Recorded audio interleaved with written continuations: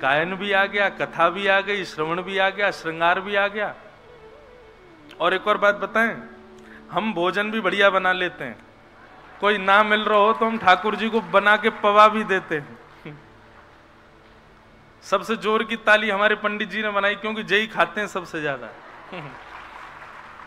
तो जब कभी कथा में होते हैं तो महाराज जी साथ चलते हैं प्रसाद वाले। कभी कभी मन ऐसा आता है, कथा से जाते ही महाराज सहज कपड़े पहनते हैं और लग गए रसोई में बढ़िया सुंदर कोई सामग्री बना करके ठाकुर जी को भोग लगाएं। अच्छा, एक बात और है, एक तो हम अपनी मंडली के मुखिया हैं, तो हम चाहे जैसी बनाएं, बड़ाई तो सबको करनी पड़ेगी है? लेकिन हाँ, ये भी हम जानते हैं ठीक ठाक ही बना देते हैं। कोई ना मिले तो ठाकुर जी का भोग भी लग जाएगा। ये बात हम क्यों बता रहे हैं? कोई अपनी प्रशंसा नहीं कर रहे हैं, केवल आपको एक बात कह रहे हैं कि प्रिया लाल को लाढ़ लढ़ावे, सब विधि पूर्ण काम, हेरी मेरो वृंदावन सुख धाम। आपको लगता होगा आप जिस सेवा में निपुण नहीं है, याचना कीजिए वृंदावन से, याचना कीजिए श्री गोवर्धन नाथ जी से, याचना कीजिए श्री यमुना जी से, याचना करो श्री गोपेश्वर महादेव से। हम याचना करते हैं राधा रमन जी, राधा वल्लभ जी, बिहारी जी थे, ये तो केवल दर्शन के काजे हैं, ये तो लाड़ लड़ावे के काजे हैं, पर सेवा की निपुणता तो धाम प्रदान करेगा। तो धाम से मांगो। आप नित्य ब्रजरज का तिलक लगाओ, इसी भाव से ही लगाओ कि हम में ये सेवा अभी कम है, हम में ये सेवा की अभी कमी है, हे वृंदावन हम पर कृपा करो। वृंदावन कृपा करेगा। वृंदावन योग्य बनाता है ठाकुर जी के। ऐसा श्री वृंदावन धाम। एक बात सदैव याद रखना बंधुओं, वृंदावन को कभी भी आप स्थूल मत मानिएगा। जड़ वस्तु कोई स्थान नहीं है वृंदावन, साक्षात चैतन्य है। जिस प्रकार ठाकुर जी के प्रति कभी जड़ भाव नहीं रखना है, ऐसे वृंदावन के प्रति भी, धाम के प्रति भी कभी जड़ वस्तु जड़ भाव मत रखिए। आज वृंदावन में लोग बाग आते हैं, गंदगी फैला जाते हैं, इतना गंदा कर जाते हैं, कुछ भी कहीं भी खा के फेंक जाते हैं। कल परसों में, कल जब कथा करके यहां से गया तो पीछे होके परिक्रमा मार्ग, मैं रास्ते में यही देखता जाता हूं कि जो लोग आ रहे हैं उनके चेहरे का ढंग कैसा है, उनके हृदय का भाव कैसा दिख रहा है। वृंदावन में इतनी पीड़ा हुई। युवान बच्चे थे, 24-25 साल के होंगे, 3-4 बालक, 2-3 बहनें भी थीं। यहां पर राधे राधे लिखा है, तिलक लगा है और हाथ में सिगरेट थी और पीते हुए घूम रहे हैं वृंदावन में।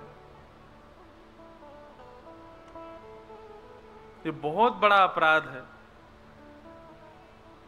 जिस प्रकार मंदिर को आप कभी दूषित नहीं करते, मंदिर में कभी कुछ गलत नहीं करते, वृंदावन की सीमा में प्रवेश करते ही बंधुओं, हमारे पूज्य श्री श्रीजी महाराज वे जब वृंदावन आते थे ना, तो वृंदावन की सीमा पर गाड़ी रोकते और गाड़ी रोकते ही, गाड़ी से उतरते ही अपनी पादुकाएं उतार देते, खड़ाऊं पहनते थे, खड़ाऊं उतार देते और दंडवत प्रणाम करके वृंदावन में रज माथे से लगा करके और फिर नंगे पांव ही रहते वृंदावन में। इतने भाव, इतनी सेवा का इतना इतना गूढ़ भाव संतों के हृदय में होता है वृंदावन के प्रति। तो हम यहां क्या क्या कर रहे हैं, ये सब देख के बहुत कष्ट होता है बंधुओं। वृंदावन ट्रेंडिंग पॉइंट बन गया है, यहां ट्रेंड चलने लग गए हैं आजकल। ये सब नहीं करना है। यहां तो केवल अभी होली थी, होली पर तो देखो क्या हाल होता है, इतना रंग लगाएंगे, एक दूसरे को उठा उठा फेंकेंगे, कपड़े फाड़ देंगे। अरे भैया, वृंदावन में श्रृंगार को अधिकार, वृंदावन में उत्सव को अधिकार, वृंदावन में झूला झूलवे को अधिकार, डोल में झूलवे को अधिकार, फूल बंगला को अधिकार, रंग लगवे को अधिकार, ये सब अधिकार केवल श्यामा श्याम को है। हमारा तो भाव केवल इतना होना चाहिए कि हम अपनी सेवा से कहाँ प्रस्तुत कर सकें, इनको हमको प्राप्त हो, ऐसी भावना वृंदावन में नहीं होनी चाहिए। हम कहां दे सकें, यह भावना वृंदावन में होनी चाहिए। ऐसा श्री वृंदावन धाम है। स्वामी श्री हरदास जी महाराज 12 सोने की मोहर रोज प्रकट होती थी बिहारी जी के चरणों से, पर स्वामी जी क्या करते थे, संपूर्ण सोने की मोहर। और आज की बात नहीं है, उस समय की बात है जब स्वामी जी विराजते थे। उस समय पर एक सोने की मोहर का भी कितना मूल्य होता होगा, परंतु नित्य प्रतिदिन 12 सोने की मोहरों से जितनी सामग्री आ सकती थी, सामग्रियां आती थी, 56 भोग बनता था, बिहारी जी को भोग लगता था, और वह संपूर्ण भोग ब्रजवासियों में, यहाँ की गौ माता में, बंचर जीवों में, संत महापुरुषों में वितरण कर दिया जाता था। मतलब ऐसा कह दें तो कोई बड़ी बात नहीं कि एक समय पर वृंदावन में आने वाले प्रत्येक मानव का पेट श्री बिहारी जी के चरणों से ही पूर्ण होता था। और स्वामी श्री हरदास जी जो संपूर्ण योजना बनाते थे, वो क्या पाते थे, एक कुशा लेकर के खीर में बोरते और जितनी कुशा में आती उतना ही पाते, बस प्रसाद का सम्मान करने के लिए। कोई कहता हो, बोले स्वामी जी आप और कछु क्यों ना पामे, तो स्वामी जी कहमे, बोले अरे भैया ये जीभ बड़ी, ये लूली बाई है, ये बड़ी विचित्र है, ये कहीं स्वाद नहीं खोज ले ठाकुर जी के भोग में, या हमारे याकू वशीकृत करवे के काजे में ज्यादा ना पाऊं, प्रसाद लेकर के न कई जीव को बस प्राप्त है जाए इतनो लऊं। ऐसी ऐसी भावना, और हम यहाँ लूटने में लगे हैं वृंदावन से, और क्या मिल जाए, बिहारी जी ये दे दो, राधा वल्लभ जी ये दे दो। अरे ये मांगवे को स्थान नहीं है, ये देवे को स्थान है। कृष्ण दास किए प्राण न्योछावर, यह तन जग सर पट क्यों, मेरो मन गिरधर छवि पे हट क्यों। कृष्णदास किए प्राण न्योछावर। वास्तव में ऐसा लगता है जिस दिन आपको वृंदावन भा गया, जिस दिन वृंदावन को आप भा गए, वृंदावन तो सबको भा रहा है, पर जिस दिन वृंदावन को आप भा गए, वादना अपने लैया नहीं जियोगे, वादना तो यूं होगा बस अब जो भी है प्रत्येक श्वास बस श्यामा श्याम और हमारे वृंदावन बिहारी लाल के लिए है, बस और कछु नहीं। ऐसो श्री वृंदावन है, वहां को हम बारंबार प्रणाम करें। अब देखो हम ज्यादा नहीं बोलेंगे, नहीं तो सबन के घर छूट जाएंगे, सब यहीं रह जाओगे वृंदावन में। तो बस इतना ही करो, जाओ अपने अपने घरन को, अपने घर को ही वृंदावन बनाए लो, अपने नगर को ही वृंदावन बनाए लो। बस वृंदावन से प्रार्थना करके जाओ कि हमें ठाकुर जी के योग्य बनाओ, हम ठाकुर जी के किसी भी प्रकार योग्य बन पाए, ऐसी कृपा करो बस। बोलो वृंदावन धाम की। आइए, कल हम लोगों ने भागवत जी का महात्म्य सुना, आज भागवत जी के प्रथम स्कंद में प्रवेश करते। श्रीमद् भागवत के प्रथम स्कंद का प्रथम श्लोक, सब लोग हाथ जोड़ करके वंदन करो और इस श्लोक का श्रवण करो। जन्माद्यस्य यतोऽन्वयादितरतश्चार्थे स्वविज्ञस्वराट् तेने ब्रह्म हृदय आदि कवये मुह्यन्ति यत्सूरयः तेजो वारिमृदां यथा विनिमयो यत्र तृषर्गो मृषा धाम्ना स्वेन सदा निरस्तकुहकं सत्यं परम धीमहि धाम्ना स्वेन सदा निरस्तकुहकं सत्यं परम धीमहि। श्रीमद् भागवत जी का प्रथम श्लोक है। भागवत जी के प्रथम श्लोक में किसको वंदन किया? आप कहोगे ऑब्वियसली कृष्ण को ही वंदन किया होगा, नहीं,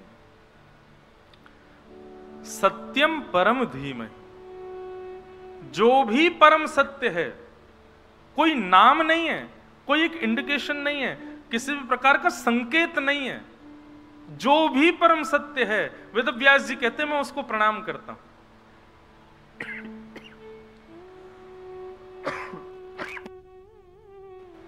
किसी ने कहा बोले व्यास जी ऐसे तो सब अपने आप को परम सत्य मानते हैं। तब वेद व्यास जी ने बोला मैं लक्षण बता देता हूं, ये लक्षण जिसमें होंगे वही परम सत्य है। और लक्षण क्या है? जन्माद्यस्य तोन्वयादितरतः, जो जन्म और मृत्यु से इतर है। आपको एक कॉन्सेप्ट बिल्कुल क्लियर कर दें हम, पाताल से लेकर के और ब्रह्मलोक तक ये सब, इन सब का प्रलय होता है। मतलब प्रलय जब आएगा तो ब्रह्मलोक भी डूब जाएगा प्रलय में, केवल पृथ्वी डूबती ऐसा नहीं है। सूर्य चंद्र जितने ग्रह हैं, पाताल से लेकर के और ब्रह्मलोक तक जो कुछ भी है, ये सब प्रलयकालीन समुद्र में जाते हैं। इसका मतलब क्या है? प्रलय में इन सब का लय होने का मतलब यह है कि ये सब एक प्रकार से जीव ही हैं। बस हम लोगों की अवधि 60, 70, 80, 90, 100 वर्ष तक की है, इन सब की अवधि थोड़ी ज्यादा है, पर एक दिन नाश सबका होता है। तो इसका मतलब यह कि परम सत्य इनमें से कोई भी नहीं है। परम सत्य कौन है? बोले जन्माद, जन्म और मृत्यु से जो इतर है, जिसका कभी जन्म नहीं होता, जो कभी मृत्यु के बंधन में नहीं बंधता। एक और बात क्लियर करूं, एक प्रसंग कहा जाता है, मैं और भी कथाओं में कह चुका हूं, कि श्री जगन्नाथ महाप्रभु के चित्त में भगवान श्री कृष्ण का हृदय विराजमान है। ये बात, इसमें कोई दोहराए नहीं है कि जगन्नाथ जी के चित्त में ठाकुर जी का हृदय, हमारे राधा रमण जी के चित्त में हृदय नहीं है, हमारे बिहारी जी भी, उनके चित्त में भी श्री कृष्ण है। ये सब कोई अलग थोड़ी है। जितने भी कृष्ण स्वरूप विराजमान है, इन सबके चित्त में ठाकुर जी का हृदय विराजमान है। पर एक कथा और जोड़ के कही जाती है कि द्वारिकाधीश का जब पैर में बाण लगा तो उनको चिता पे रखा गया, अग्नि लगाई गई, उनका हृदय बहता। ये गलत है, ऐसा नहीं है। ठाकुर जी जन्म लेते हैं, ठाकुर जी प्रकट होते हैं, ठाकुर जी मातृ गर्भ में विराजते हैं, सब क्रिया होती है, पर हमारी तरह पंचभूत में मिलते हैं, ये परम सत्य है। ऐसा नहीं हो सकता कभी भी। श्री जगन्नाथ जी के चित्त में जीवित शालिग्राम विराजमान है, जो कि नील माधव भगवान ही हैं। पूर्व में वहां पर नील माधव भगवान विराजते थे, वहीं पास में ही राजा को दर्शन देते थे। एक दिन ठाकुर जी अदृश्य हो गए, राजा ने प्रार्थना की, तब ठाकुर जी ने आज्ञा दी कि नीम के वृक्ष के उससे ऐसे ऐसे हमारा स्वरूप बनाओ, और उस स्वरूप में तुमको जीवित शालिग्राम जो प्राप्त होंगे, ये मेरा ही स्वरूप, उनको विराजमान करना। 2 आषाढ़ के समय आएंगे, 2 आषाढ़ के महीने एक साथ आएंगे, कभी 15 वर्ष में भी होता है, कभी 35 वर्ष में भी होता है, तब नव कलेवर होगा, ठाकुर जी का नया स्वरूप बनेगा, और वही चित्त के शालिग्राम दोबारा उनमें विराजमान किए जाएंगे। कथा कुछ इस प्रकार है, थोड़ा विस्तृत हमने रखा है मन में भाव कि एक बार 3-4 दिन का केवल श्री जगन्नाथ रसामृत करेंगे, उसमें विस्तार से जितनी गुरुदेव की कृपा और वाणी में क्षमता होगी उतना कहेंगे। पर ठाकुर जी को कभी पंचभूत में मिलने वाला मत मानिए, नहीं, वो परम चैतन्य है। जन्माद्यस्य तोन्वयादितरतः, तो जो जन्म मृत्यु से परे है वो परम सत्य है। और क्या लक्षण बताया? बोले चार्थे स्वविज्ञ स्वराट, जो हर किसी से अविज्ञ है, अनविज्ञ नहीं है। अविज्ञ मतलब जो सबको जानता है। मैं आपके पास आऊं, आपको आकर के मुझे बताना पड़ेगा सिर दर्द हो रहा है, पर नहीं, ठाकुर जी को सब पता है, आपकी स्थिति क्या है, परिस्थिति क्या है, क्या आपके लिए उचित है, क्या आपके लिए अनुचित है, वो सब जानते हैं। वो अविज्ञ हैं, अनविज्ञ नहीं है। कई बार ऐसा होता है कि मानव कोई प्रार्थना करता है ठाकुर जी से, पर ठाकुर जी उसको पूर्ण नहीं करते। उस समय मानव ये सोचता है कि ठाकुर जी क्यों पूर्ण नहीं कर रहे, पर वास्तविकता यह है कि ठाकुर जी जानते हैं कि वो तुम्हारे लिए उचित नहीं है, इसलिए तुमको नहीं मिलेगा। जिस प्रकार मां अपने पुत्र से अविज्ञ होती है, अनविज्ञ नहीं है। पुत्र कहे ये खिला दो, ये पिला दो, ये दिला दो, अगर पुत्र की सारी मनोकामना मां पूरी करती होगी तो निश्चित है वो पुत्र बिगड़ जाएगा। लेकिन समय समय पर मां रोकती हो, जो चाहे वो ना देती हो, ऐसे पुत्र का निर्माण अच्छा होता है। ठीक वैसे ही ठाकुर जी हैं, वो अविज्ञ हैं, कभी कभी मैं तो एक बात कथाओं में कहा करता हूं कि अगर आप जो मांगते हो ठाकुर जी से वो तुरंत आपको मिल जाता है तो ये समझ लेना तुम बिगड़ने की कगार पे हो, बहुत जल्दी बिगड़ने वाला है आगे चल करके सब कुछ। लेकिन आप मांग मांग के हार गए, ठाकुर जी दे नहीं रहे हैं, तो यूं समझियो कि बस अब कृपा है, ठाकुर जी आपके लिए कुछ अच्छा सोच के बैठे हैं, उसकी प्रतीक्षा करो।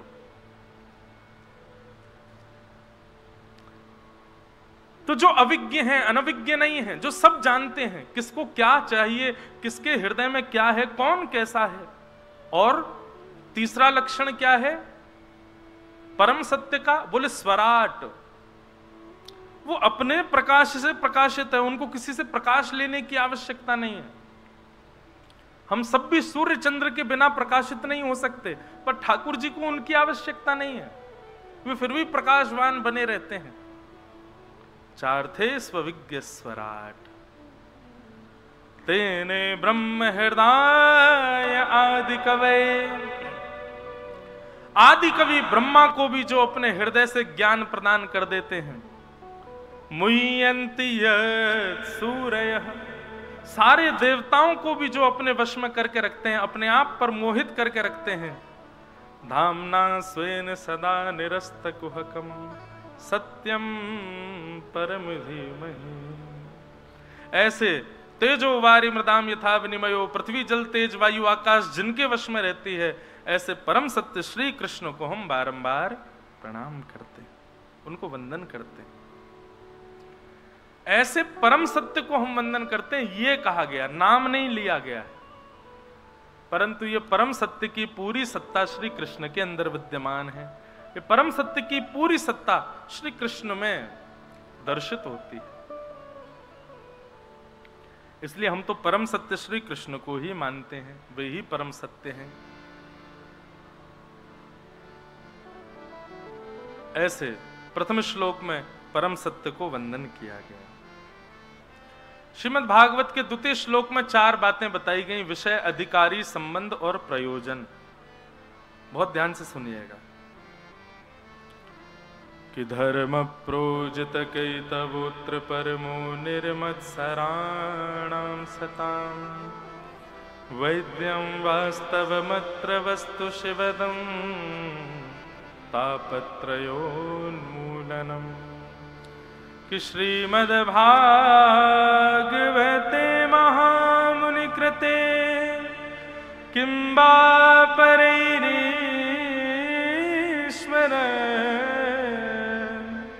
सद्यो हृद्यवरुध्यते त्रिकृतभिः शुश्रूषुभिस्तत्क्षणात्।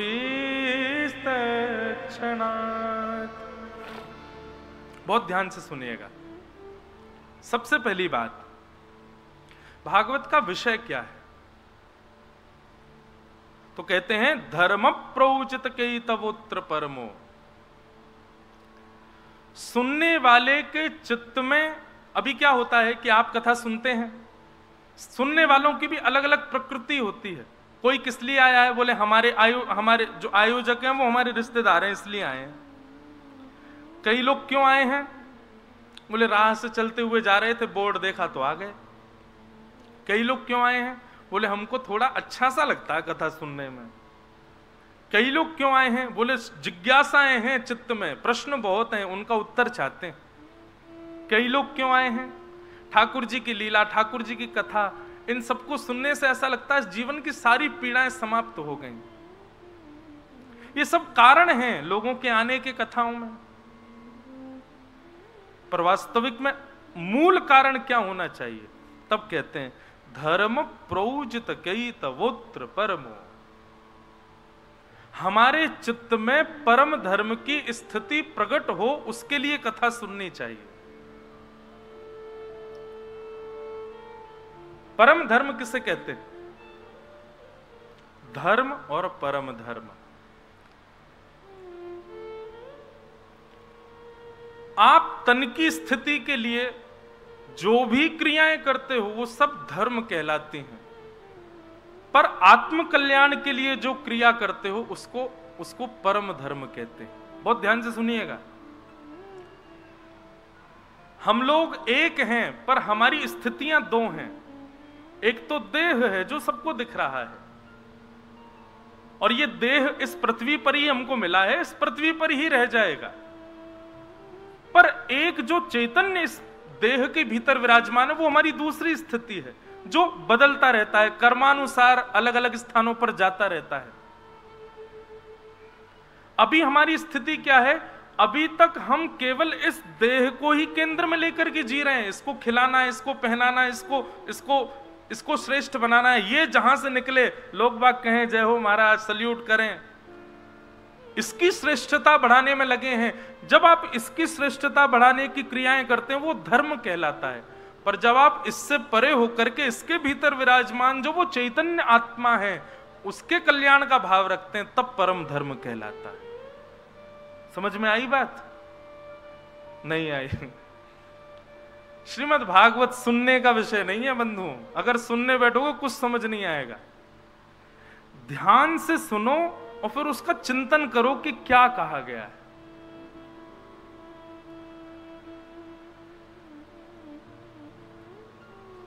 वृंदावन के, हमारे ब्रजमंडल के, भारतवर्ष के कई ऐसे संत हैं, कई ऐसे संत हैं जिनको देख करके हम चाह नहीं रहे थे लेकिन फिर भी प्रणाम कर लिया। हम जानते भी नहीं, हमको पता भी नहीं है कि कौन है क्या, पर वो हमारे सन्मुख आए तो हम चाह भी नहीं रहे थे लेकिन अपने आप हमारा तन झुक गया और हमने प्रणाम कर लिया। समझ जाना, ऐसे किसी भी व्यक्ति के सामने आप सहज ही झुक जाते हैं, निश्चित ही वो परम धर्म का अवलंबी है। वो अपने आत्म कल्याण के मार्ग पर चल रहा है। इसीलिए आपकी आत्मा ने आपको फोर्सफुली अपने आप ही उसके सामने बो डाउन कर दिया। इसको कहते हैं परम धर्म।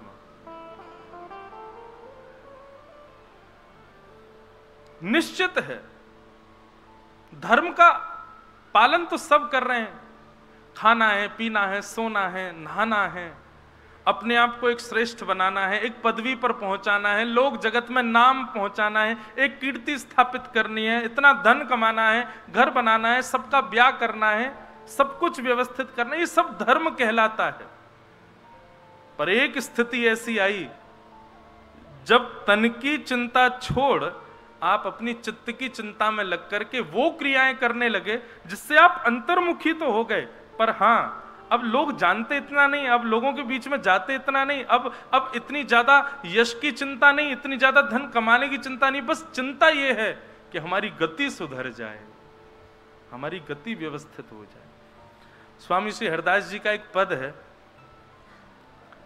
अच्छा, स्वामी जी के पद ऐसे हैं कि उनको कई बार संगीत में गाना बड़ा कठिन लगता है, पर स्वामी जी के पदों में इतने सुंदर सुंदर भाव हैं। मैं कल पढ़ रहा था, इतना सुंदर भाव हमारे पूज्य श्री स्वामी श्री हरदास जी महाराज कह रहे हैं।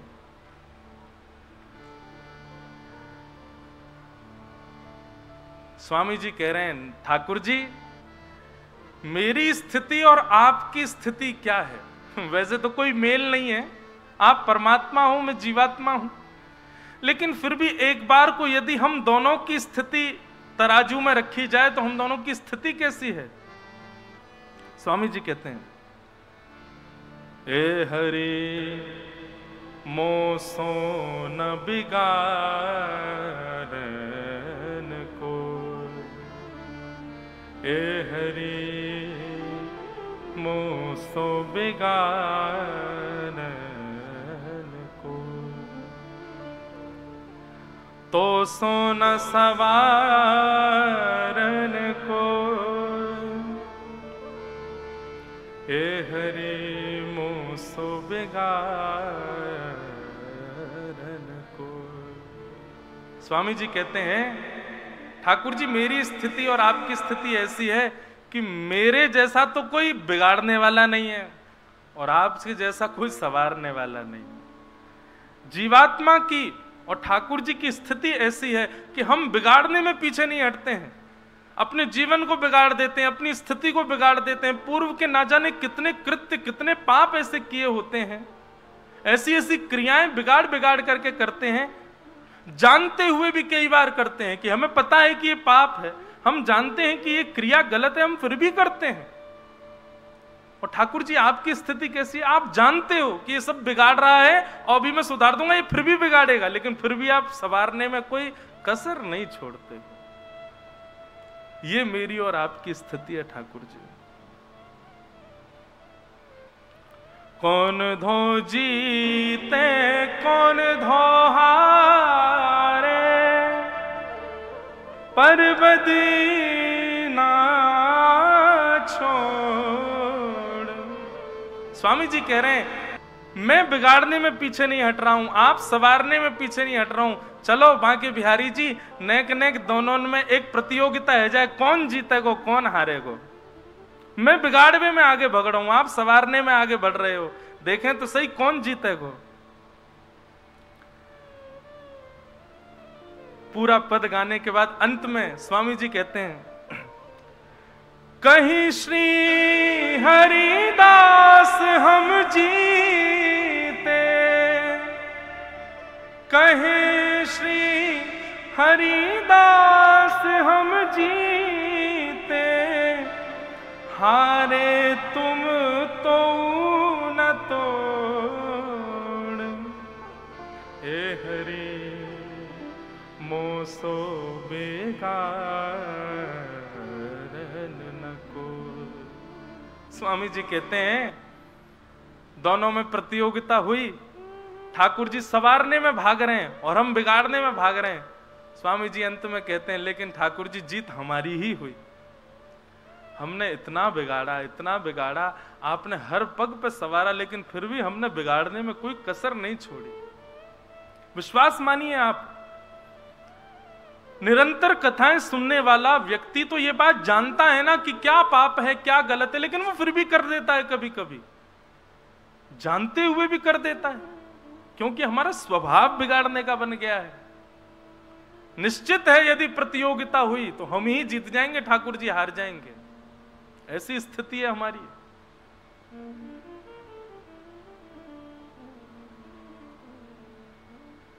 तो श्रीमद् भागवत सुनने के पीछे उद्देश्य क्या रखिए?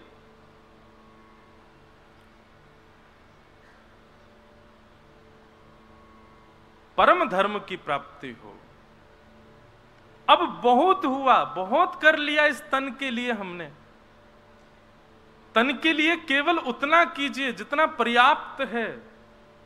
अब प्रयास कीजिए, चिंता कीजिए अपने भीतर विराजमान उस जीव तत्व की, उसका कल्याण हमको करना है।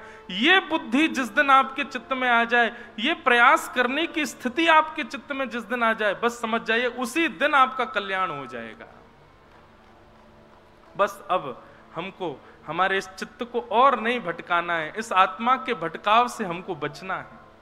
ये पुनरपि जननम पुनरपि मरणम पुनरपि जननी जठरे शयनम आदि आदि इन भावों से अब हमको निवृत्त होना है।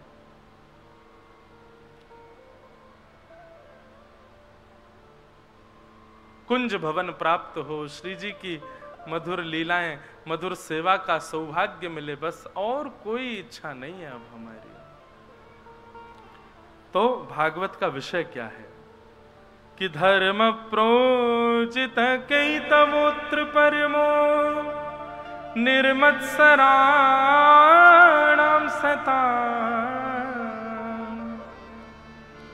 परम धर्म की स्थिति प्राप्त हो, यह भागवत का विषय है। दूसरी बात, भागवत का अधिकारी कौन है? किसको सुनने का, किसको कहने का अधिकार है श्रीमद् भागवत की कथा? सुनने का अधिकार तो उसको है जिस पे बहुत सारा पैसा है, बनाओ पंडाल, खूब खर्चा करो, सुन लो कथा।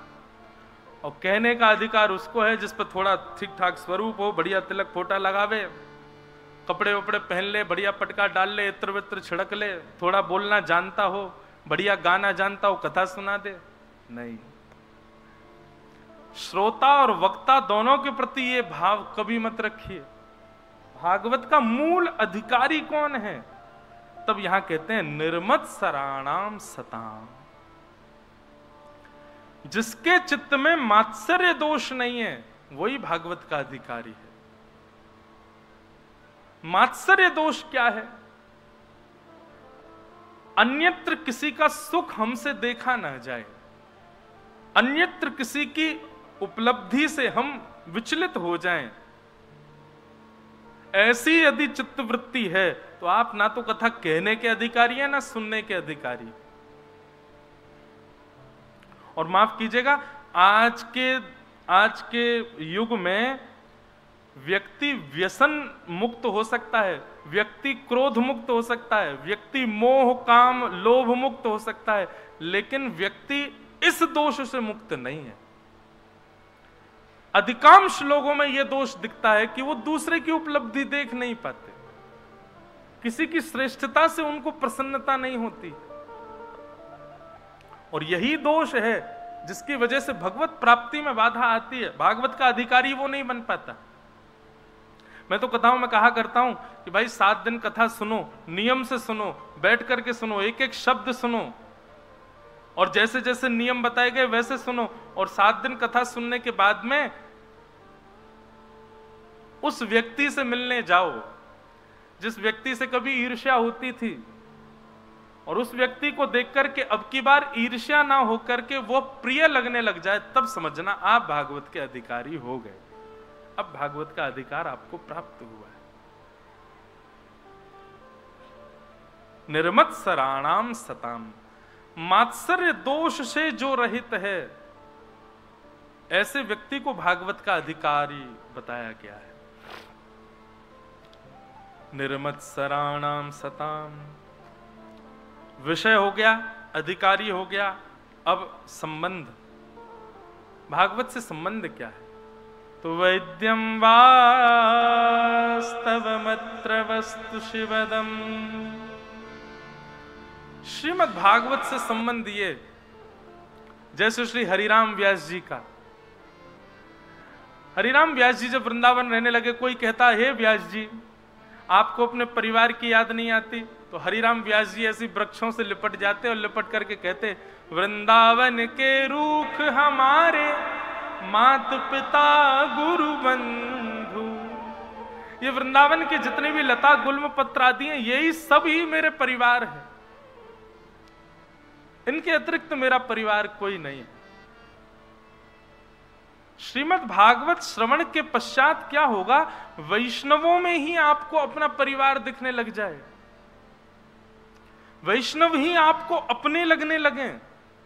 अभी स्थिति क्या होती है, बहुत धनवान व्यक्ति है तो हमारा इच्छा होती है इससे हमारा कोई संबंध हो, कोई बहुत सुंदर व्यक्ति है, बहुत नामी व्यक्ति है, बहुत प्रभावशाली व्यक्ति है, तो हमारा मन होता है कि इसके साथ हम रहें, हमारा इससे संबंध हो, किसी भी प्रकार से हम दोनों का कोई संबंध प्रस्तुत किया जाए।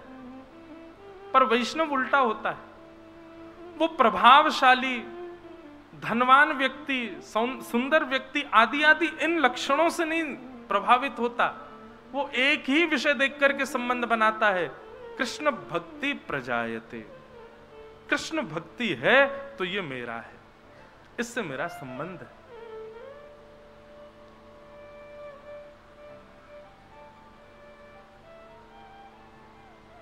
अरे मानव की क्या बात करें, ठाकुर जी भी इसी भाव को देख करके संबंध बनाते हैं। भक्ति का लक्षण यदि है तो ठाकुर जी आपको अपना पिता भी बना लें, गुरु भी बना लें, भाई भी बना लें, सखा भी बना लें। ये लक्षण जब ठाकुर जी में हो सकता है तो हम में क्यों नहीं हो सकता?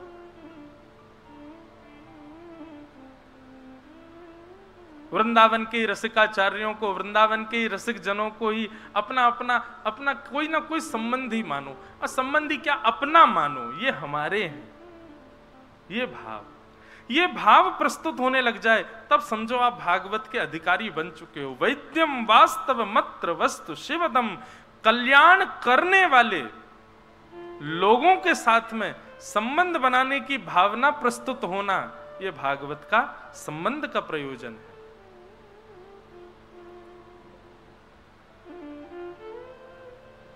कोई मीराबाई को अपनी बहन माने, गोस्वामी तुलसीदास जी महाराज को अपने काका माने, सूरदास जी महाराज को अपनो भाई माने, इसी प्रकार रसिक जनन को ही अपनो सर्वस्व मान करके अपनो जीवन यापन करे। हाँ, एक बात और, कई लोग ऐसे होते हैं वो रसिकाचार्यों से संबंध बना लेते हैं लेकिन फिर उसका ढिंडोरा और पीटते हैं। मीराबाई तो हमारी बहन है, तुलसीदास जी तो हमारे पिताजी हैं, सूरदास जी तो हमारे भैया हैं। ऐसा प्रस्तुतिकरण भी नहीं करना है, उसको बहुत गाना भी नहीं है। ठाकुर जी से भी जो संबंध है उसका भी ज्यादा प्रस्तुतिकरण नहीं करना है। ठाकुर जी तो हमारे भैया हैं, ठाकुर जी तो हमारे ये हैं।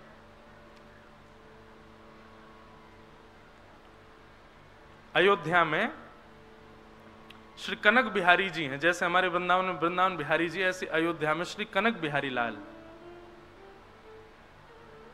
तो कनक बिहारी जी जो थे उनकी बड़ी मधुर मधुर कथाएं हैं। एक संत थे, वो वशिष्ठ कुल गोत्रीय थे, तो वो राम जी को अपना शिष्य मानते थे। एक वैष्णव रहते थे अयोध्या जी में, उनके कोई भाई बहन नहीं थे। बचपन में उन्होंने पूछा, सबके भाई होते, मेरे कोई भाई बहन नहीं है। तो उनके माता जी ने ऐसे सहज भाव से कहते, बोले राघव जी तुम्हारे भैया हैं और छोटे भैया हैं तुम्हारे। तो तब से ही राम जी को अपने छोटे भाई मानने लगे। रोज जाते इसी भाव से ही मिलने जाते कि मैं बड़ा भाई हूं, ये मेरे छोटे भाई हैं। कुछ दिन तक तो जाते रहे लेकिन उनका भाव इतना प्रगाढ़ हो गया कि अब स्थिति ये हो गई कि जब वो मंदिर में जाते थे, किसी ना किसी रूप में बगल में बैठी हुई राम जी के श्री किशोरी जी या तो अपनो घूंघट आगे कर लेती या फिर अपने आगे की जो दो पल्ले में किवाड़ होवे ना मंदिर के गर्भगृह की, तो वह किवाड़ को फेर देती। कैसे भी ना कैसे करके, जैसे बहू है ना, छोटी है, हमारे जेठ जी हैं, जेठ के सामने थोड़ा ना मुख ढकना चाहिए, तो सियाजू उस संबंध का निर्वहन करके उनको बताती हैं। एक दिन पुजारी जी भूल गए। अब तो थोड़े और आगे जब लीला बढ़ी, थोड़े बड़े हो गए, तो सबको पता चल गया कि भैया ये बड़े भैया के रूप में आते हैं और सियाजू इनके सामने संकोच करती हैं। तो अपने आप ही पुजारी जी आधा गेट बंद कर देते थे, सिया जी छुप गई। तो वो दूर से ही कोने से खड़े होते, राम जी को आशीर्वाद दे, तो भैया ठीक रहो, सब आनंद रहो, तुम्हारा सब मंगल हो, कह के चले जाते। एक दिन पुजारी जी भूल गए तो सीता जी ने स्वयं ही किवाड़ बंद कर दी, वो हमारे जेठ जी आए हैं। अच्छा, एक बात और बताएं, मानव संबंध निभाना नहीं जानता, हमारे ठाकुर जी संबंध निभाना जानते। आप बनाओ तो सही, निभावे की जिम्मेवारी उन पर ही छोड़ दी हो, वो निभावेंगे। आप बस संबंध बना लो और संबंध बना करके बस ये प्रस्तुत कर देना प्रमाणित रूप से कि हाँ ठाकुर जी ये संबंध हमारा है आपसे, और वो प्रतीक्षा करना प्रमाणित ठाकुर जी करेंगे उसको। और ये बात बिल्कुल सत्य है, ठाकुर जी प्रमाणित करते हैं। अनेक लीलाएं हैं, अनेक कथाएं हैं। कहीं गुरु रूप में, दक्षिण भारत में हमारे गुरु परंपरा में, श्री रामानुज गुरु परंपरा में हमारे रामानुजाचार्य जी के ठाकुर जी से 4 संबंध हैं, पिता, पुत्र, गुरु और शिष्य। ठाकुर जी उनको अपना पिता भी मानते हैं, रामानुजाचार्य जी को। ठाकुर जी उनको अपना गुरु भी मानते हैं, ठाकुर जी उनको अपना पिता भी मानते हैं, ठाकुर जी अपना पुत्र भी मानते हैं, चारों संबंधों में विद्यमान। तो दक्षिण में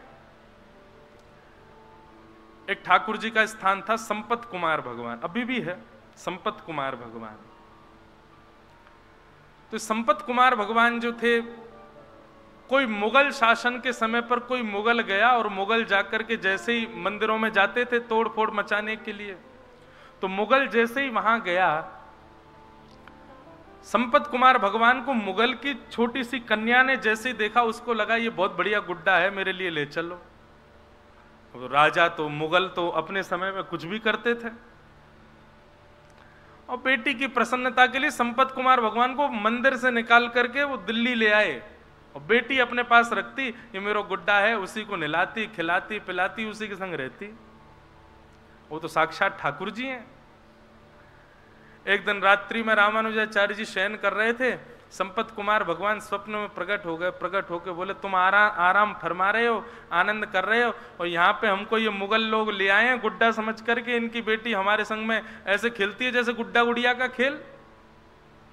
ठाकुर जी रामानुजाचार्य जी बोले भगवान आज्ञा करो, क्या करें? बोले आज्ञा क्या करें, जल्दी आओ, हमको लेके जाओ यहां से। तो रामानुजाचार्य जी अपने हजारों शिष्यों के साथ दिल्ली आए और दिल्ली में उस बादशाह के दरबार में जाकर के स्वामी श्री रामानुजाचार्य जी ने निवेदन किया, हमारे ठाकुर जी को तुम्हारी बेटी गुड्डा मान करके अपने संग ले आई है। हमारे ठाकुर जी हैं, वो कोई गुड्डा गुड़िया नहीं है, उनको हमको वापस कर दो। और जो मुगल राजा था वो कहने लगा, बोले कि मैं कैसे मानूं वो तुम्हारे ठाकुर जी हैं। और भाई तुम लोगों के यहाँ तो ऐसा भाव है ना कि ठाकुर जी किसी से ज्यादा रीझ जाएं तो उसके पास चले भी जाते हैं, खा भी लेते हैं, पी भी लेते हैं, आनंद करते हैं। यदि तुम्हारे ठाकुर जी हैं तो तुम यहीं खड़े खड़े बुला दो, वो अपने आप कमरे से निकल के आ जाएं। यदि वो आ जाएंगे तो तुम ले जाना, और यदि वो नहीं आए तो चुपचाप यहां से चले जाना। ठाकुर जी को वो जो भी हैं वो यहीं रहेंगे, मेरी बेटी खेलती है उनके साथ। रामानुजाचार्य जी वहीं बैठ गए, नेत्र बंद करके ध्यान किया संपत कुमार भगवान का और कहा, हम हजारों किलोमीटर पैदल चल करके दिल्ली तक आ गए हैं, अब आप कृपा करो, आप कक्ष से निकल करके बाहर आ जाओ, अपनी प्रभुता प्रस्थापित करो, चलो हमारे साथ। नेत्र बंद करके प्रार्थना की तो ठाकुर जी उनके चित्त में आकर के कहने लगे, बोले ये कलयुग है और कलयुग में मैं अर्चक के अधीन होता हूं। अर्चक चाहेगा तो सोऊंगा, अर्चक चाहेगा तो उठूंगा, अर्चक खिलाएगा तो खाऊंगा, अर्चक नहलाएगा तो नहाऊंगा। मैं अपने योग बल से कुछ नहीं करता हूं, मैं अर्चक के अधीन होता हूं। आप ही कक्ष में आइए, मुझको लेकर के जाइए। और जब ठाकुर जी इतना प्रवचन सुनाने लगे तो रामानुजाचार्य जी को गुस्सा आ गया ठाकुर जी पे। बोले हम इतने 1000 किलोमीटर पैदल चल के आ गए, वैसे आपको कुछ भी करना हो तो उसमें कोई विधान नहीं आपका है, बलि के यहाँ जाके 2 पग से 3 लोग नाप लेते हैं, खुद के मन में आ जाए तो कुछ भी करोगे, लेकिन हम कह रहे हैं तो अब आप यहाँ पे आकर के, मैं तो अर्चक के अधीन हूं, वो चाहेगा तो ही चलूंगा, वही चाहेगा तो ही करूंगा, बैठे रहो यहीं पे, हम जा रहे हैं वापस यहां से। ठाकुर जी पर जब थोड़ा क्रोध किया तो ठाकुर जी को ऐसा भाव आया कि ये मेरे पिता हैं और मैं इनका पुत्र हूं, और उसी भाव से देखते ही देखते बादशाह के सामने अपने आप संपत कुमार भगवान की प्रतिमा चल करके आई मूर्ति, और कमरा से बाहर आकर के श्री रामानुजाचार्य जी की गोद में आकर के विराजमान हो गया। रामानुजाचार्य जी ठाकुर जी को हृदय से लगाए, बादशाह भी नतमस्तक हो गया, और रामानुजाचार्य जी ठाकुर जी को लेकर के आए, पुनः मंदिर में स्थापित किया, उनका प्राण प्रतिष्ठा हुई। प्राण प्रतिष्ठा महोत्सव के बाद देखा तो वो राजा बादशाह जो था वो अपनी सेना और अपनी पुत्री के साथ द्वार पर खड़ा था। रामानुजाचार्य जी बोले आप क्यों आए हैं? बोले महाराज मेरे जीवन में मेरी सबसे बड़ी प्रसन्नता केवल मेरी बेटी की प्रसन्नता, और जब से आपके ठाकुर जी चले गए मेरी बेटी बहुत रोती है, आप कृपा करो भगवान,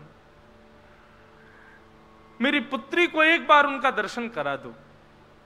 रामानुजाचार्य जी उस बालिका को दूर मंदिर के दूर से ही, जैसे ही गर्भगृह में बैठे संपत कुमार भगवान को दिखाया, ठाकुर जी के मुख पर मुकुट देख करके, शंख चक्र गदा पद्म चतुर्भुज रूप में ठाकुर जी का दर्शन करके, उस बादशाह की जो पुत्री थी उसने वहीं प्राण त्याग दिए ठाकुर जी को देखते देखते। रामानुजाचार्य जी के चित्त में भाव आया, बोले कि ये ठाकुर जी को नहीं, ठाकुर जी इसको स्वीकार कर चुके हैं। और तभी उन्होंने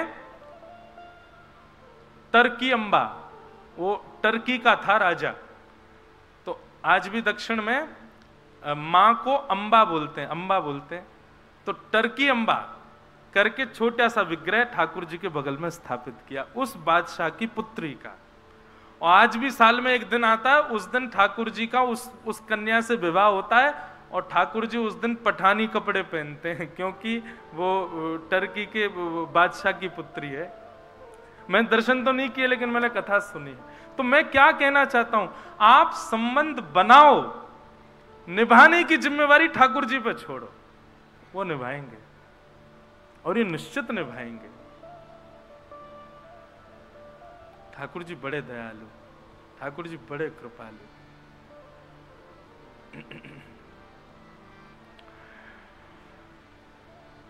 तो वैद्यम वास्तवमत्र वस्तु शिवदम तापत्रयोन्मूलनम्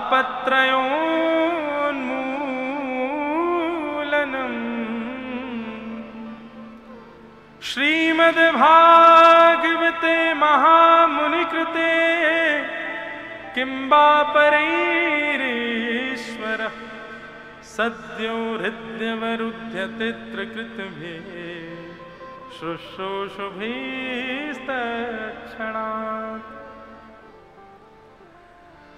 ऐसे श्रीमद् भागवत का आश्रय लेकर के विषय, अधिकारी, संबंध और चौथा भाव था प्रयोजन। प्रयोजन क्या है? बोले तापत्रयोन्मूलनम। एक बात बहुत ध्यान से सुनिएगा, आप यदि स्वयं को वैष्णव मानते हैं, आप यदि स्वयं को भक्तों की गणना में गिनते हैं, तो आपकी स्थिति ऐसी होनी चाहिए, तापत्रयोन्मूलनम। मतलब फिर जितने भी ताप हैं, उन तापों से आपको संकट नहीं होना चाहिए, आपको पीड़ा नहीं होनी चाहिए। बंधुओं, भक्त का मतलब केवल भेषधारी हो जाने से नहीं होता है। भक्त का मतलब बहुत कथाएं और बहुत अध्ययन करने मात्र से नहीं हो जाता है। आपके स्वभाव में दिखना चाहिए कि आप भक्त हैं। और स्वभाव में सबसे सुदृढ़ता क्या है, क्या दिखना चाहिए? कैसी भी स्थिति परिस्थिति हो, आपको उससे कोई फर्क ना पड़े, तब समझो कि आप वैष्णव। माफ कीजिएगा, दाल खाते समय यदि नमक कम आपको पता चल जाता है तो आप भक्त नहीं हो। रोटी पाते समय आपके मन में ये भाव आ जाता है, अरे राम राम ठंडी सी हो गई है, तो समझो अभी आप भक्त नहीं हो। रबड़ी खाते समय यदि आपको इतना भान हो जाता है कि इसमें मिठास कम है, तो अभी आप भक्त नहीं हो। मैंने तो केवल जीव की बातें करी हैं, प्रत्येक इंद्रिय के प्रति यह भाव होना चाहिए। चलो देखो, अब आप कहोगे महाराज खुद तो 2 एसी लगा के बैठे, हमको समझा रहे हैं। आके देख लो, इनमें से हवा कुछ नहीं आ रही है, बल लगे हुए हैं ये। पर सत्य बताएं, गर्मी का अनुभव कब तक होता है? जब तक कथा शुरू नहीं हो जाती। जैसे ही बोलना प्रारंभ करते हैं, उसके बाद सही बता रहे हैं, हमको पता ही नहीं चलता कि यहां से हवा आ रही थी कि नहीं, कहीं से पसीना आ रहा था। और तो और क्या बताएं, हमको संसार में सबसे ज्यादा भय केवल एक वस्तु से लगता है, और मैं काम कर रहा हूं कि उस भय से मैं जल्दी निवृत्त हो जाऊं। और वो भय है, मुझको छिपकली नहीं दिखनी चाहिए, बस वो अगर दिख जाए तो मैं। लेकिन व्यासपीठ पे कई बार वो भी दिखी है, और कथा करते करते ये मॉनिटर रखे रहते, इसके ऊपर ही बैठी थी, 4 घंटा बैठी रही और मैंने कथा करी प्रेम से। ये बात तो अनुभव में आई कि जितनी देर भगवत सन्निधि में रहते हैं, उतनी देर संसार का भय हो, संसार का सुख हो, संसार की किसी भी प्रकार की व्यवस्था, अवस्था, अव्यवस्था आपको विचलित नहीं करती है। परंतु भगवत संबंधी नहीं, हर स्थिति में हम ऐसे हो जाएं, हमको किसी भी प्रकार की किसी भी अव्यवस्था व्यवस्था से कोई प्रभाव हमारे ऊपर ना हो, तब समझो हम भक्त हैं, हम वैष्णव हैं। तब समझो भक्ति अब आ रही है। हाँ, इसका मतलब ये नहीं है कि प्याज लहसुन नहीं खाते, कहीं प्याज लहसुन का मिले तो महाराज जी तो कह रहे थे कुछ फर्क नहीं पड़ना जी, खा लो, ऐसा नहीं। हाँ, तामसिकताएं जो हैं, दूषित वस्तु जो है, भगवत निवेदित जो वस्तु नहीं हो सकती, उनसे तो बचना ही है। पर किसी भी प्रकार की स्थिति आपके चित्त को हिला ना सके, आपके चित्त को विचलित ना कर सके। तापत्रयोन्मूलनम।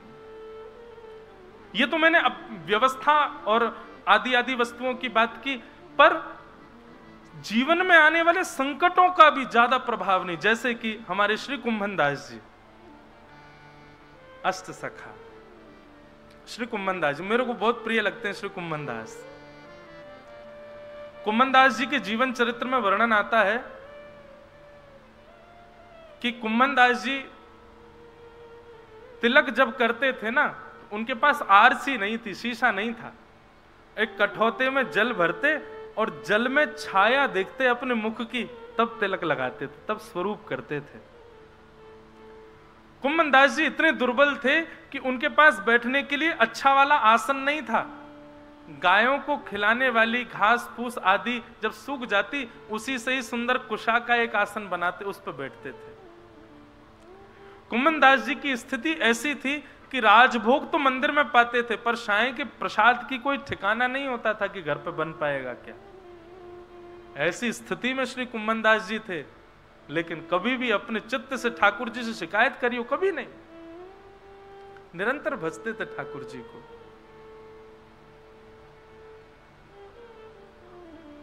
वर्णन आता है कि श्री कुम्भनदास जी के आज भी खेत है गोवर्धन के पास में।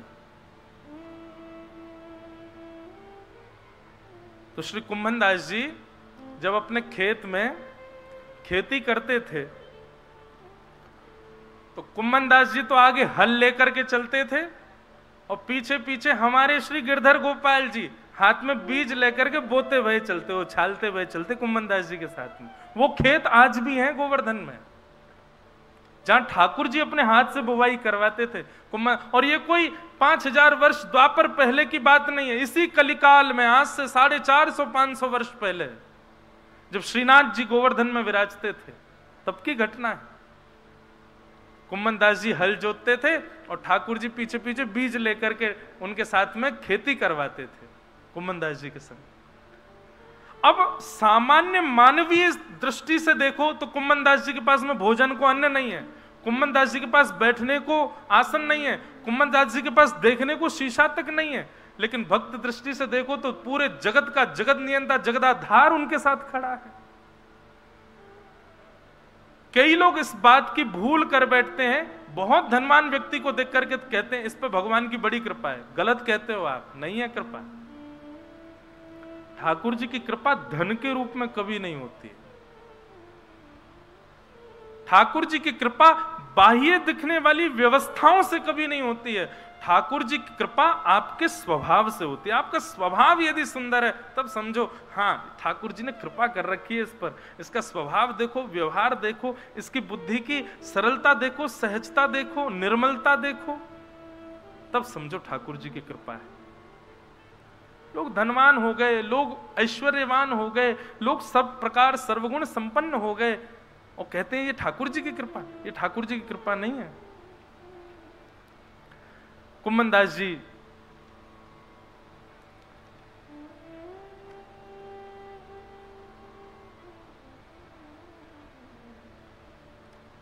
खेती करते, ठाकुर जी पीछे लिए लिए उनके साथ खेती करवाते। इतने में ही साय के 4-4:30 बज गए और ठाकुर जी के उत्थापन दर्शन का घंटा बजने लगा मंदिर में। ठाकुर जी वहीं खड़े हैं कुम्भनदास जी के साथ। ठाकुर जी वहीं खड़े हैं, संध्या का दर्शन का घंटा बजने लगा मंदिर में और कुम्भनदास जी हल आदि छोड़ करके दौड़े और कुआं से जल्दी जल निकाला, अपने पांव धोने लगे, हाथ पोंछने लगे, मुख पर जल डालने लगे। ठाकुर जी बोले ए कुम्भना क्या कर रहा है? ए सुनना रे, मंदिर को घंटा बज गो, दर्शन करवे जाऊंगो। ए बाबड़े मैं तो तेरे संग खड़ा हूं, मैं तेरे पीछे ही खड़ा हूं, मंदिर काहे को भाग रहा हूं? फिर देख कैसो बाबड़ो, मैं संग ही बैठा हूं, संग ही खा रहा हूं, संग ही सब लीला कर रहा हूं, फिर वो मंदिर भाग रहा है। कुम्भनदास जी बोले ठाकुर जी ये मेरे ऊपर कृपा है कि आज आप मेरे साथ खड़े हैं, मेरे साथ खाते हैं, मेरे साथ लीलाएं करते हैं, परंतु इस स्थिति में मुझे पहुंचाया तो मंदिर नहीं है ना, उस मंदिर का त्याग मैं नहीं कर सकता। जिस स्थिति, जिस मंदिर ने आपको इस योग्य मुझे बनाया, पहले आप नहीं आते थे तब आप मुझे वहीं मिलते थे, पहले जब आप मेरे साथ नहीं रहते थे तब मैं आपको वहीं देखता था, और आज आप मुझे मिल गए तो मैं उस स्थान का त्याग क्यों कर दूं?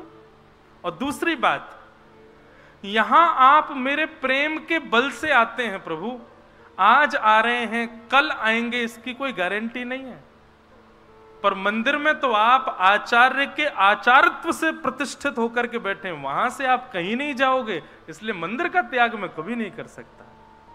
ठाकुर जी संग खड़े तब भी कुम्भनदास जी मंदिर भागते कि मैं मंदिर में दर्शन करूंगा। वही श्याम सुंदर जो अभी अभी हल चलवा करके आए हैं, उन्हीं के सामने जाते, किसी में प्रचार नहीं करते कि देखो मेरे संग अभी हल जुतवा के आयो, मेरे संग अभी खेत जुतवा के आयो, ऐसा नहीं कहते।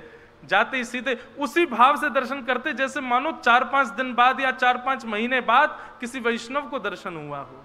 दोनों भुजाएं उठा लेते, नेत्रों से आंसू गिरने लग जाते, एक खंभ की टेक लेकर के वहीं खड़े खड़े पद सुनाते ठाकुर जी को गा के। कुम्मन दास जी गाते हैं, बहुत सुंदर भाव।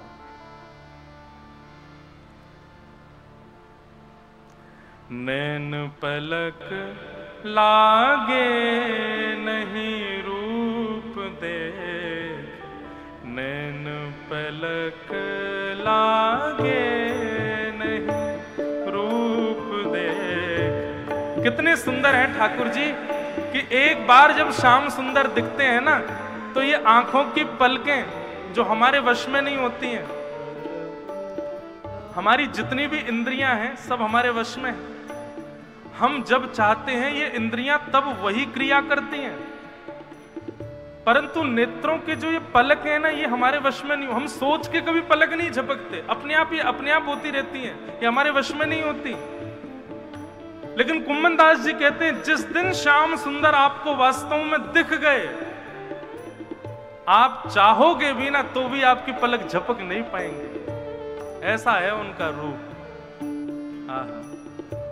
नैन पलक लागे नहीं रूप देख, नैन पलक लागे नहीं। गोवर्धन के अंग अंग प्रीति, गोवर्धन के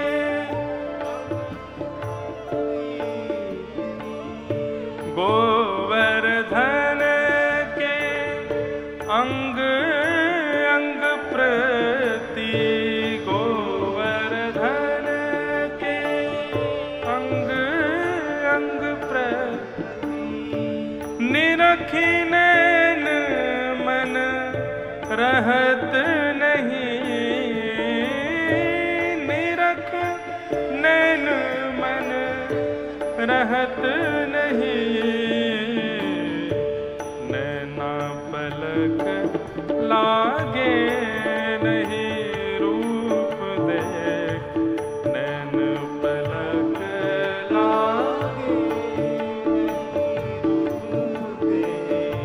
नैन पलक लागे नहीं रूप देख, नैन पलक लागे। बंधुओं, कभी कभी इन पदों को पढ़ते हैं तो हमको लगता है कि हमने तो दर्शन किया ही नहीं अभी तक। हम राधा रमण जी का दर्शन करने जाते हैं और चंद मिनटों में दर्शन करके फिर निकल भी आते हैं। इसका मतलब क्या है? कुम्मन दास जी जिस स्थिति का वर्णन कर रहे हैं, ये स्थिति हमारे साथ तो कभी घटी ही नहीं है। नैन पलक लागे नहीं रूप देख, गोवर्धन के अंग अंग प्रति, निरख नैन मन रहत नहीं। इसी भाव का वर्णन श्री प्रहलाद जी महाराज करते हैं। जब नृसिंह भगवान ने पूछा कि तुमको मेरे रूप से डर नहीं लगता, तब प्रहलाद जी कहते हैं ठाकुर जी मैंने पहले से ही विचार किया था कि जिस दिन आप आओगे, आपके पैर के नख से लेकर के आपके मुख तक एक एक रों का दर्शन करूंगा। पर क्या करूं भगवान, जब से आप पधारे हो ना, मेरे नेत्र आपके पैरों से ऊपर जा ही नहीं पाए। मैं जब से आप आए हो आपके चरणों को ही देख रहा हूं ठाकुर जी। आपके चरण ही इतने सुंदर हैं कि उनसे नेत्र में हटा नहीं पा रहा हूं। या तो बंधुओं हम लोगों ने अभी तक ठाकुर जी को देखा नहीं है, हमारी स्थिति वैसी भई नहीं है। अगर है जाती ना तो ये पद जो हम गा रहे हैं ये हमारे साथ घटता।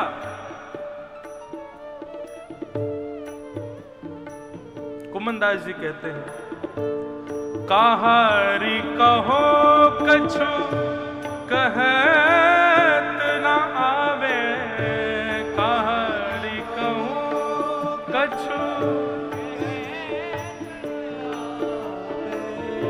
कहारी कहो कछु कहत न आवे, कहारी कहो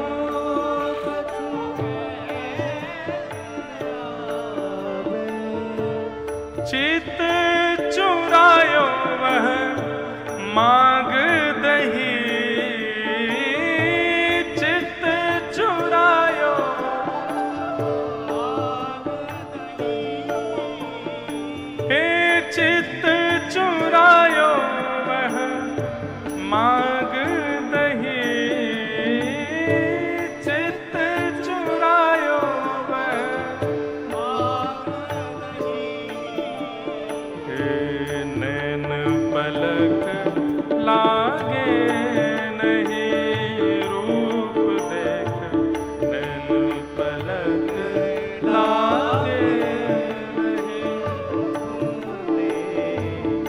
नैन पलक लागे नहीं, रूप देख नैन पलक लागे नहीं।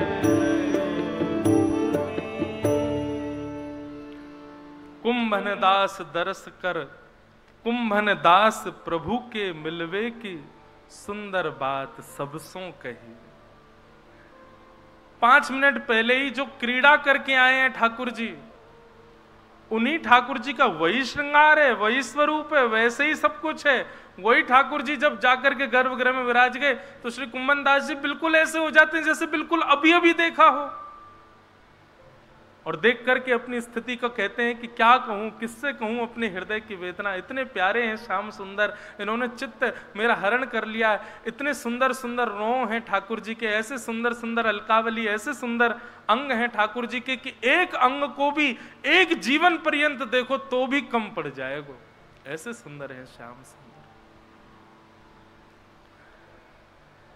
कुंभन दास जी का प्रसंग हमने क्यों उठाया था? कुंभन दास जी की भक्ति सुन ली, और कुंभन दास जी की स्थिति क्या थी कि घर में तिलक लगाने को शीशा भी नहीं है, बैठने के लिए आसन भी नहीं है, प्रसाद पाने के लिए अन्न भी नहीं है। वो है श्री कुंभन दास।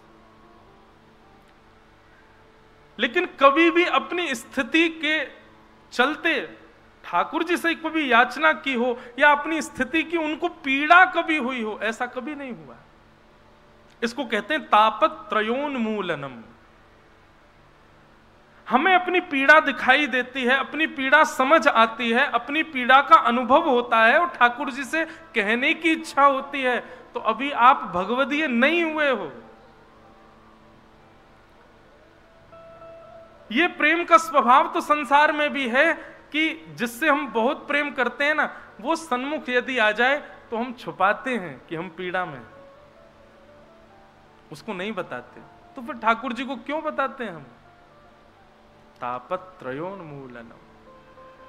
और यदि पीड़ा अपनी दिखती है, बहुत पीड़ाओं का अनुभव होता है, तो आइए भागवत जी की शरण में, यही करेंगी आपको, तापत्रयोन्मूलनम। फिर अनुभव नहीं होगा।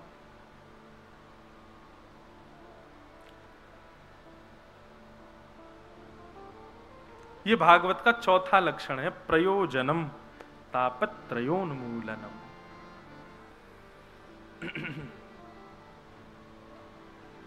वृंदावन में कई ऐसे रसिक संत हैं, एक दो उनको तो मैं भी जानूं, वो मधुकरी पाकर के प्रसाद, मधुकरी लेकर के और मधुकरी पाते हैं। और मधुकरी भी ऐसे नहीं पाते कि गए आपके यहां और मधुकरी लेकर के आए तुरंत पा ली, नहीं। हमारे घर के बगल में, बिल्कुल बगल में ही है भागवत निवास, वहां के कई संत पतो कहा करें, मधुकरी लेकर के जाएंगे और फिर ब्रज की रज में गड्ढो करेंगे और जितनी मधुकरी लेके आए सब्जी अलग करके रोटी इनको वहां में गड्ढे में गाड़ देंगे भीतर ब्रज की रज में ही, और फिर नाम जप करेंगे। जब नाम जपते जपते जपते नेक भूख तेज है जाए, तब वही रज को हटाए के वहां में तो रोटी निकाल के वाकू झाड़ के वाकू पाले। ऐसी मधुकरी पामे। हम लोग कर सके ऐसो? नहीं कर सके, क्योंकि हमको स्थिति, अवस्था, व्यवस्था सब समझ आती है, पर वैष्णव को इन सब से कोई फर्क नहीं पड़ता। वो हर स्थिति में रह लेता है, हर स्थिति, हर व्यवस्था, हर अवस्था उसके लिए समान हो जाती है। बहुत व्यवस्थित कर दो तो प्रसन्न नहीं होगा, बहुत अव्यवस्थित कर दो तो दुखी नहीं होगा, वो सम ही रहेगा दोनों अवस्थाओं में। तापत्रयोन्मूलनम। श्रीमद् भागवते महामुनि कृते किंबा परैरीश्वर सद्यो हृद्यवरुध्यते त्रिकृतभिः शुश्रूषुभिस्तत्क्षणात्। ये सारे लक्षण प्रदान करने की सामर्थ्य है श्रीमद् भागवत में। तो भागवत की कथा भैया इन इन लक्षणों की प्राप्ति के लिए श्रवण कीजिए। कौन कौन से लक्षण बताए? बताते तो हम बहुत सारे हैं, आप लिखा करो। अब कब मन में कौन सा भाव आ जाए? अभी अभी 4 बताए। सबसे पहला, धर्म छोड़ परम धर्म की स्थिति होना। दूसरा बताया मात्सर्य दोष से रहित होना। तीसरा बताया भगवत वैष्णवों में ही अपने संबंधों को देखना। और चौथा बताया किसी भी प्रकार की स्थिति में सम हो जाना। मैं तो एक बात और कहूं, कथाओं में कहा करता हूं कि श्रीमद् भागवत और भक्ति मार्ग क्या है, बोले एनेस्थीसिया का इंजेक्शन है। आपको लग गया फिर सुनने है जाओगे, फिर पता नहीं चलेगी का हेरो का ना हेरो, कौन हमते कछु कह गयो, कोई ने हमते कछु बुरो बोल दियो, याने मुझको गारी दी, याने मेरो सम्मान कियो। अब सुनने है गए तो फिर सम्मान करे तो अच्छो नहीं लगेगा, बुराई कर दे तो बुरो नहीं लगेगा। एक प्रकार से यही समझ लीजिए कि भक्ति मार्ग सुन्न करने का इंजेक्शन है। सुन्न ना भय हो तो समझो अभी आपको बढ़िया ते सही नस में इंजेक्शन लगो नहीं है, अभी तक आपने कथा सुनी नहीं है, यही समझ लो। हर स्थिति में सम होना सीख जाओ। और एक बात और कहें, अनुकूल स्थिति में सम होना सामान्य बात है, प्रतिकूल स्थिति में सम होकर के दिखाओ।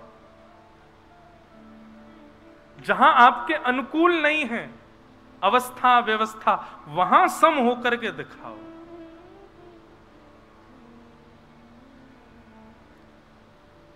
भक्ति बड़ी कठिन है, जिसको हम बड़ी आसानी से कर रहे हैं और दिखा रहे हैं कि देखो हम भक्त हैं, बहुत कठिन।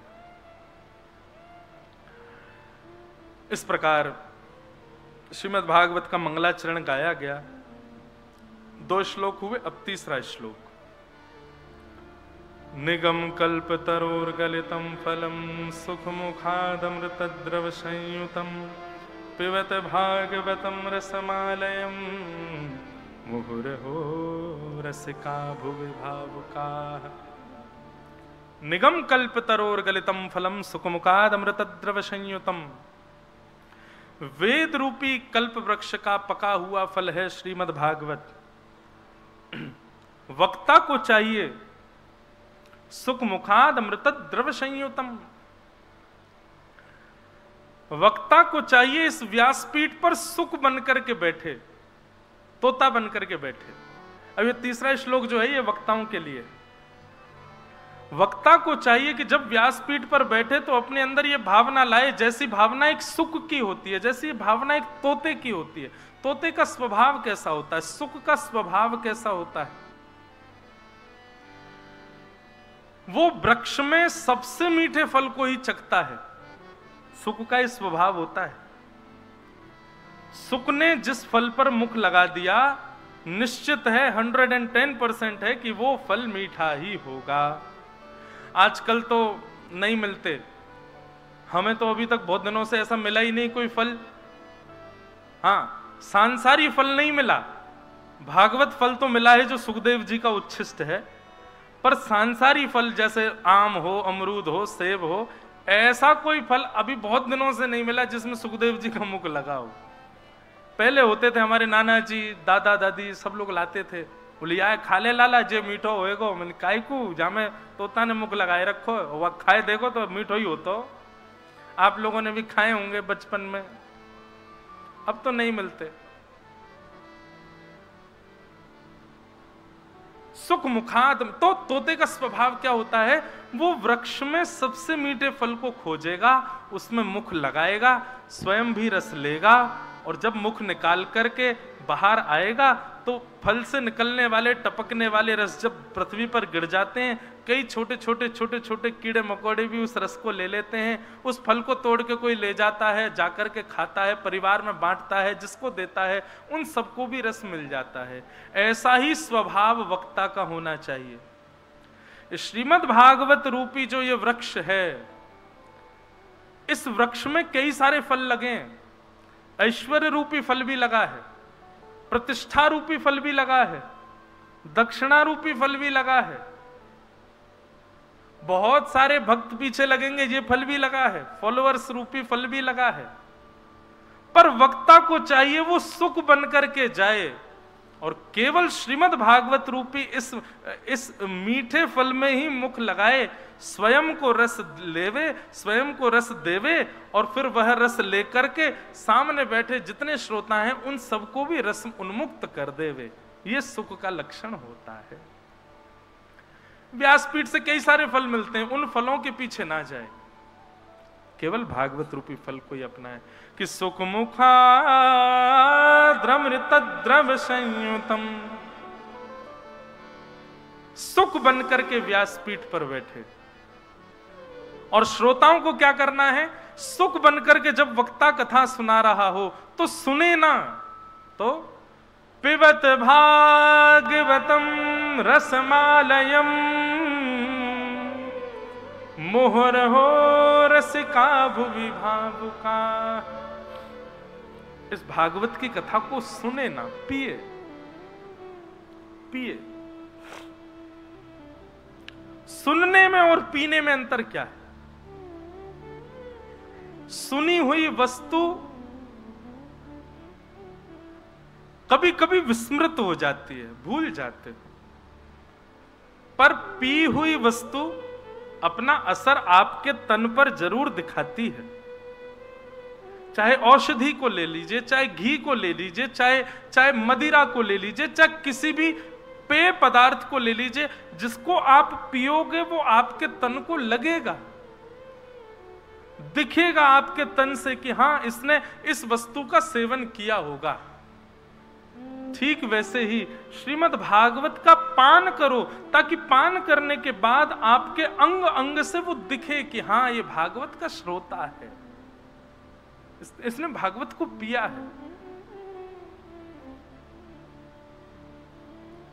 आपके तन से दिखे, आपके नेत्रों से दिखे, आपके व्यवहार स्वभाव वाणी में दिखे कि हां ये भागवत का श्रोता है।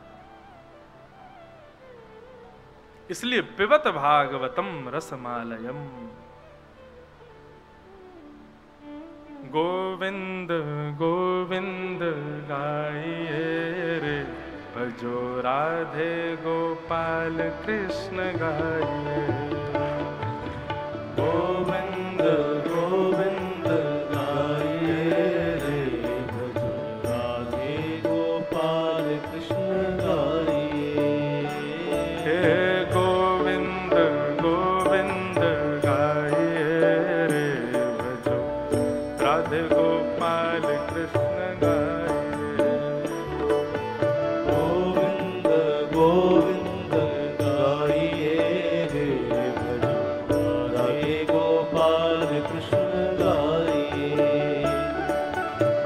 गोविंद गोविंद गाइए रे, भजो राधे गोपाल कृष्ण गाइए रे। गोविंद गोविंद गाइए रे, भजो राधे गोपाल कृष्ण गाइए। हे मुरली मनोहर गाइए रे, भजो राधे गोपाल कृष्ण गाइए रे। मुरली मनोहर गाइए रे, भजो राधे गोपाल कृष्ण गाइए।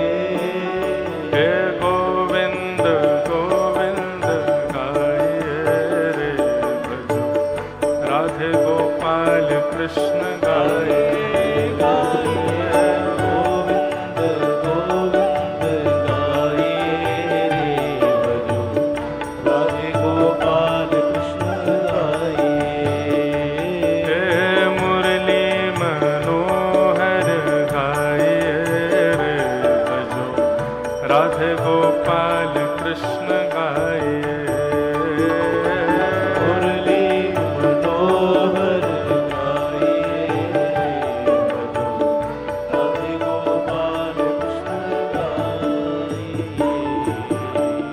वृंदावन बिहारी लाल की जय, श्री राधा रमण लाल की जय, सद्गुरुदेव भगवान की।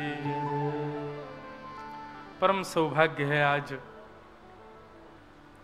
वैसे तो मध्याह्न राजभोग संगे ही पाके आए हैं दोनों, पर कथा में व्यास मंच पर जब बैठे हैं उस समय गुरुदेव का आगमन और गुरुदेव के दर्शन प्राप्त हो जाएं तो निश्चित समझो कि ठाकुर जी ही पधारे हैं, साक्षात लाल जी ही पधारे हैं।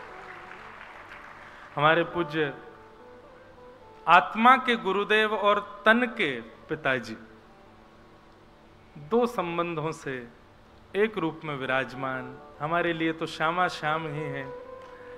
हमारे पूज्य गुरुदेव भगवान के जो श्वेत वस्त्र हैं ये किशोरी जी, और जो कालो पटका है ये ठाकुर जी हैं। दोनों श्यामा श्याम ही विराज रहे हैं। ऐसे श्यामा श्याम के रूप में पधारे पूज्य गुरुदेव भगवान, जिनकी कृपा से दास को कुछ कहने का, कुछ अपनी टूटी फूटी वाणी से बस कुछ भी बोलने का जो ये भाव मिला है, जिनकी कृपा से मिला है, ऐसे गुरुदेव भगवान आए। आपके श्री चरणों में बारंबार प्रणाम। यह भी एक संयोग वृंदावन का है कि यहां नित्य दर्शन होते हैं, यहां नित्य संत महापुरुष आते रहते हैं। और हमारे लिए तो इतने सौभाग्य की बात, हम कोई संत के दर्शन ना भी करवे जाएं तो हमारे घर में ही ऐसे संत घूम रहे हैं, वही दिख जाएं तो हमें लगे कि बस है गो कल्याण। सुबह उठते ही दर्शन है जाएं, रात को सोवे जाएं तो दर्शन करके चले जाएं। और इतने सहज भाव में ये संबंध मिला है कि शिष्य के नाते आज्ञा का पालन भी होता है और पुत्र पिता के नाते जो है वाद संवाद भी होता है दोनों। क्योंकि केवल गुरु का संबंध एक जगह हो तो वहां तो संकोच होता है कि हम गुरु जी से कैसे बोले, पर संकोचवश कई कई जगह रुक जाते हैं, लेकिन कई जगह पुत्र होने के नाते अपना भाव भी रख देते हैं। तो दोनों भावों से जो संबंध निर्वहन होता है, बड़ी कृपा है। हम तो कभी कभी कथा में मैं कहता हूं कि ठाकुर जी ने कितनी कृपा करी। पहली कृपा करी मानव बनायो, दूसरी कृपा करी ब्रजवासी बना दियो, और तीसरी कृपा करी कि ब्रजवासी में हूं कोई कहीं भी ब्रज में दे देते जन्म, वृंदावन में ही जन्म दियो। और हमारी जन्मभूमि भी यही है, 200 मीटर आगे एक हॉस्पिटल है, वो हॉस्पिटल वो बंद है, दिखे शराब हॉस्पिटल अभी खुला है। मैं तो गया ही नहीं, 27 वर्ष पहले जन्म लिया, उसके बाद कभी नहीं गया उसमें। पर हाँ, जब भी वहां से निकलता हूं प्रणाम कर, मैंने कि यही मेरी जन्म स्थली है। तो जन्म भी मिला तो ब्रज में मिला, ब्रज में भी वृंदावन में मिला। ठाकुर जी देखो इतने में भी रुके नहीं, और कृपा करी सो ठाकुर जी के घर में जन्म दियो है। ऐसे घर में जन्म दियो जहां जन्म लेते ही सबसे पहले कानन में श्रीमद् भागवत के श्लोक ही गूंजे होंगे। ठाकुर जी इतने में भी रुक जाते कि भाई ठीक है बहुत कर दी कृपा, अब रुक जाओ। नहीं माने, नहीं है फिर भी नेक बड़ो भयो सो व्यासपीठ दे दे, बोले अब मेरी कथा तू भी गा। इतने सब अनुग्रह करवे के बाद भी ठाकुर जी माने नहीं और कृपा कर दी, बोले नहीं अब मेरी सेवा और कर। तो गिरधर लाल जी आ गए, वो सेवा भी करा रहे हैं। बड़े कृपालु हैं भैया ठाकुर जी, सब पे अनुग्रह करें, सब पे कृपा करें। बस ठाकुर जी से प्रार्थना है ये अनुग्रह, ये कृपा सदैव बनाए रखें। वैसे तो निर्गुण भक्त जो होता है ना, वो उस कृपा की भी कामना नहीं करता ठाकुर जी से। वो क्रम जब आएगा ना, सात्विक रजोगुणी सात्विक निर्गुणी आदि भक्तों के, तब उस क्रम का मैं विस्तार करूंगा। वो मुक्ति की भी कामना नहीं, हम भी नहीं करते मुक्ति कामना। हम तो एक बात कथा में कहते हैं कि अगर ठाकुर जी मुक्ति देंगे भी ना तो वैकुंठ जाएंगे, ये तो निश्चित है कि वैकुंठ तो मिलेगा। कथा इतनी गा रहे हैं तो इतनी तो कृपा कर ही देंगे, ठाकुर जी वैकुंठ बुलाएंगे। पर वैकुंठ बुला के हम ठाकुर जी से कहेंगे ठाकुर जी हमको ऐसे ही वैकुंठ में बैठवे के काजे मत बुलाओ। ठाकुर जी ने कहा करेगा, बोले आपको कथा सुनाऊंगा आपकी, और ठाकुर जी को बैठा के उन्हीं की कथा फिर ठाकुर जी को सुनाएंगे। हम सत्य बताएं, हमारी यही इच्छा है कि श्यामा श्याम सामने बैठे और उनकी कथा उनको सुनाई जाए। अभी तो हम लोग विचार करें अपने मन में कि ठाकुर जी ने ऐसे किया होगा, ऐसे किया होगा। वहां तो कथा कहते कहते पूछ लूंगा, श्री जी बताइयो ठाकुर जी ने ऐसा किया हो। ठाकुर जी से पूछ रहे बताइयो श्री जी ऐसा कर रहे हैं, कितना आनंद आवेगा। और फिर जब कथा पूरी हो जाएगी ना, सो श्री जी और ठाकुर जी आएंगे, हाँ भैया कथा पूरी हो गई, तो हम कहेंगे लाओ दक्षिणा दो। ठाकुर जी कहेंगे लो दक्षिणा। हमने की दक्षिणा हमारे मन की होनी चाहिए। क्या बोले, फिर से वृंदावन भेज दो, फिर से ब्रज में भेज दो। और फिर से हमको ठाकुर जी को ही पुत्र बनाए दो, फिर से व्यास बना दो, फिर से लाल जी की सेवा दे दो, फिर से वृंदावन दे दो, ये दक्षिणा दो। हमने पहले ही सोच रखी है क्या करना है। आप सब भी सोच के रखो आगे को कहाँ नियम बनाना है। ये भजन वजन से मुक्ति तो मिलेगी, लेकिन ठाकुर जी मिलेंगे तो कहाँ करोगे, उनसे बैठ के कैसे चर्चा करोगे, कहाँ भाव रखोगे। सब गोपनीय रखो, थोड़े थोड़े भाव, हमारी तरह नेक नेक भाव ही बताओ, बाकी सब तो अंतरंग भाव रखो, गोपनीय रखो। कैसे कैसे करोगे। 7 दिन कथा होगी, हमारे यजमान ठाकुर जी बनेंगे, कितना आनंद आवेगा। ठाकुर जी तिलक करवे आए करेंगे मंच पे, जैसे यजमान आते हैं, माला पहनाए करेंगे, फिर आरती किया करेंगे भागवत जी की। कैसे देखो करेंगे ठाकुर जी। इन सब कथाओं का एक ही फल चाहिए कि हमको शाम शाम को कथा सुनानी है, वो कथा सुने।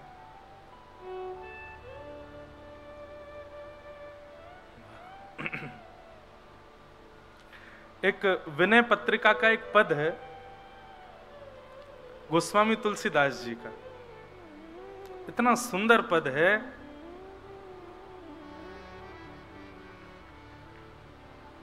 भक्त के अंदर भी तनिक चतुराई होनी चाहिए। जैसे हमारी चतुराई की हम दक्षिणा वृंदावन मांगेंगे, ऐसी चतुराई ठाकुर जी से भक्ति मांगवे की हो तो अच्छा है। श्री गोस्वामी तुलसीदास जी महाराज विनय पत्रिका में ठाकुर जी से एक भाव कह रहे हैं। हरि जी तुम बहुत अनुग्रह कीन्हो, हरि जी तुम बहुत अनुग्रह कीन्हो। गाओ। हरि जी तुम बहुत अनुग्रह